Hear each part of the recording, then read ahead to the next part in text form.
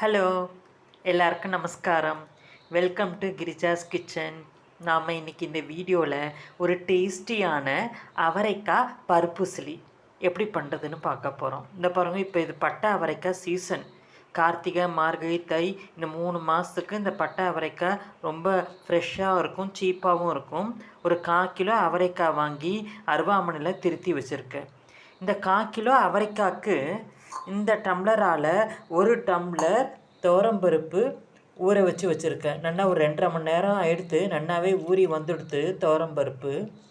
இந்த துவரம்பருப்புக்கு 1 டம்ளர் துவரம்பருப்பு, இந்த அவரைக்காய் ரெண்டுத்துக்கும் சேர்த்த மாதிரி ஒரு 10லேருந்து 12 வரமிளகா கல்லுப்பு எடுத்து வச்சுருக்கேன். இந்த தண்ணியை இருத்துட்டு வரமிளகா, கல்லுப்பு, துவரம்பருப்பு போட்டு கொரன்னு அரைச்சி எடுத்துன்னு வந்துடலாம். அரைச்சி எடுத்துகிட்டு வந்துட்டு எப்படி பண்ணுறதுன்னு பார்க்கலாம். இதை பாருங்க, துவரம்பருப்பு, மிளகாய் வத்தல், உப்பு போட்டு நல்லா இந்த கன்சிஸ்டன்சிக்கு ரொம்ப நைஸாக அரைக்காமல் கொஞ்சம் கொரன்னு அரைச்சி எடுத்துன்னு வந்தாச்சு. இப்போ இதை இட்லி தட்டில் வேக வச்சு ஒரு 20 நிமிஷம் கழிச்சு உதுத்து எடுத்துக்க போகிறோம். இந்த பாருங்க, இட்லி தட்டில் எண்ணெயை தடவி இதை அப்படியே இந்த பூரணத்தை எடுத்து வச்சாச்சு. இப்போ இட்லி பானையில் வச்சு ஒரு 20 நிமிஷம் வேகட்டும்.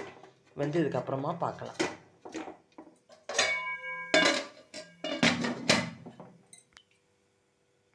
இந்த பாருங்க, இன்னொரு அடுப்பில் அவரைக்காய் போட்டு 2 கல் உப்பு போட்டு ஒரு 1/2 டம்ளர் தண்ணி விட்டு இது வெந்துட்டுருக்கட்டும்.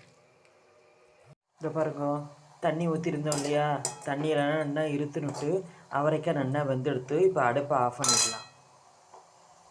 பாருங்க, பருப்பு அரைச்சி வச்சுருந்தோம் இல்லையா, வெந்தெடுத்தான்னு பார்க்கலாம்.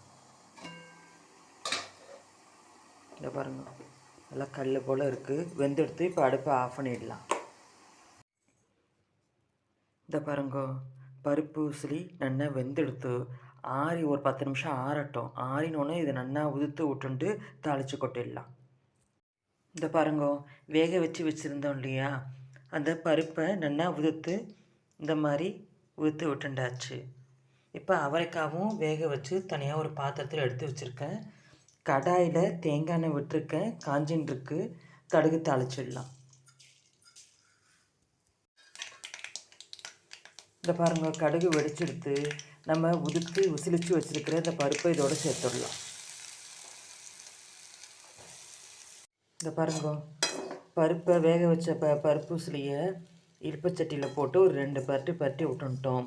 இப்போ இந்த அவரைக்காய் வேக வச்சுருக்கோம் இல்லையா, இதையும் இதோடு சேர்த்து கலந்துடலாம். பெருங்காயப்பொடி சேர்க்குறேன். இந்த பாருங்க, பெருங்காயப்பொடி சேர்த்து 2 பரட்டி விட்டாச்சு. எவ்வளோ உதிராக வருது பாருங்க. அவ்வளோதான். இப்போ அடுப்பை ஆஃப் பண்ணிடலாம். நம்மளுடைய அவரைக்காய் பருப்பு உசிலி ரெடி ஆகிடுது. இந்த பாருங்க, டேஸ்டியான அவரைக்காய் பருப்பு உசிலி ரெடி ஆகிடுது. இது 1/4 கிலோ அவரைக்காய் இருந்தாலே 1/4 கிலோ அவரைக்காய்க்கு 1 டம்ளர் துவரம்பருப்பு போட்டேன்னா நல்லா 6லேருந்து 7 பேர் சாப்பிட்லாம். தாராளமாக இருக்கும் உங்களுக்கு தொட்டுக்கிறதுக்கு. நீங்களும் உங்கள் அதில் ட்ரை பண்ணி பார்த்துட்டு எனக்கு கமெண்ட்டில் போஸ்ட் பண்ணுங்க. I hope you all like this video. Thank you.